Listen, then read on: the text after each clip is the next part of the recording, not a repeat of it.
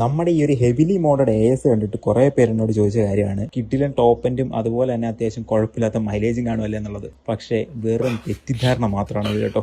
നമ്മുടെ ഈ ഒരു ASന്റെ ശരിക്കുള്ള പവർ ഫിഗേഴ്സും അതുപോലെ നമ്പേഴ്സും കണ്ടിട്ടുണ്ടെങ്കിൽ നിങ്ങൾ ശരിക്കും ഞെട്ടിപ്പോവും. പക്ഷേ അതിനു മുന്നേ ഞാൻ ഒരു കാര്യം പറയട്ടെ.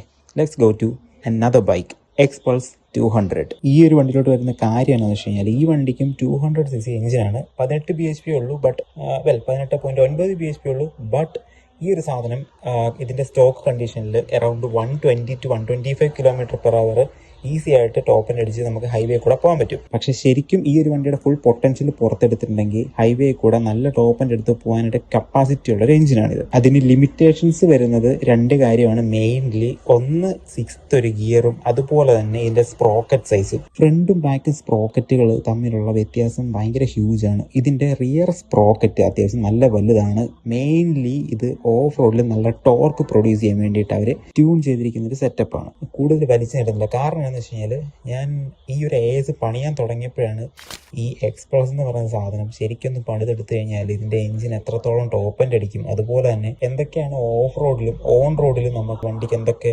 ലിമിറ്റ്സ് വരും എന്നുള്ളത് ഞാൻ അറിയുന്നു. Now let's go back to our AS build.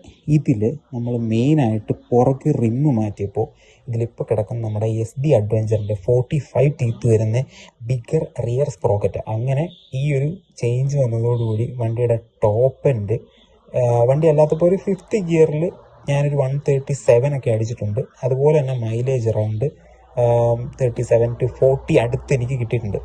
ഇപ്പോൾ ഈ ഒരു സ്പ്രോക്കറ്റ് മാത്രം മാറിയതോടുകൂടി വണ്ടിയുടെ മൈലേജ് അതിൽ നിന്നും 28 കുറഞ്ഞു. അതുപോലെ ടോപ്പ് എൻഡ് വെറും 125 ഉള്ളൂ. ഞെട്ടിയില്ലേ? ഞാനും ഞെട്ടി. പക്ഷേ ഇത് മെയിൻ അഡ്വാൻറ്റേജ് എനിക്ക് കിട്ടിയത് എവിടെയാണെന്ന് വെച്ച് കഴിഞ്ഞാൽ ടോർക്ക്. ഫസ്റ്റ് ഗിയറിൽ കിട്ടുന്ന ടോർക്ക് എന്ന് പറഞ്ഞു കഴിഞ്ഞാൽ മാരക ടോർക്കായിരുന്നു എനിക്ക് കിട്ടിക്കൊണ്ടിരുന്നത്. ഓഫ് റോഡിലൊക്കെ എനിക്ക് നല്ല രീതിയിൽ ഫസ്റ്റ് ഗിയർ ഇട്ട് നല്ല അക്രമം കാണിക്കാനായിട്ട് പറ്റിയൊരു സെറ്റപ്പായി പോയി. പിന്നെ ഒരു മെയിൻ ബെനിഫിറ്റ്, വണ്ടിയിലോട്ട് ഇനിയും കുറച്ചുകൂടെ നല്ല ഹെവി മോഡ്സ്, നല്ല ഹെവി ക്രാഷ് ഗാർഡും കാര്യങ്ങളും അതുപോലെ പുറകിൽ ബോക്സും കാര്യങ്ങളും എല്ലാം കയറിയാലും വണ്ടിക്ക് ഈ ഒരു സെയിം ടോപ്പ് സ്പീഡും അതുപോലെ തന്നെ ഓഫ് റോഡിൽ ഈ ഒരു പിക്കപ്പും കാര്യങ്ങളും കിട്ടും. അതിന് കാരണം ഈ ഒരു ടോർക്കാണ്. സോ കൺക്ലൂഷൻ ഈസ് ദാറ്റ് എനിക്ക് ഇങ്ങനെ കുറച്ച് വാല്യൂസ് കിട്ടിയപ്പോഴാണ് ഞാൻ Xpulseമായിട്ട് കമ്പയർ ചെയ്ത് നോക്കിയത്. ഓർക്കണം, Xpulse 5th ഗിയറിലാണ് 125 അടിക്കുന്നതെങ്കിൽ എൻ്റെ വണ്ടി ഇപ്പം 6th ഗിയറിലാണ് 125 ടോപ്പ് എൻഡ് വരുന്നത്. അപ്പം Xpulseന് ഒരു 6th ഗിയറും കൂടെ ഉണ്ടായിരുന്നെങ്കിൽ എന്തായിരുന്നു അവസ്ഥ? Just comment your thoughts below.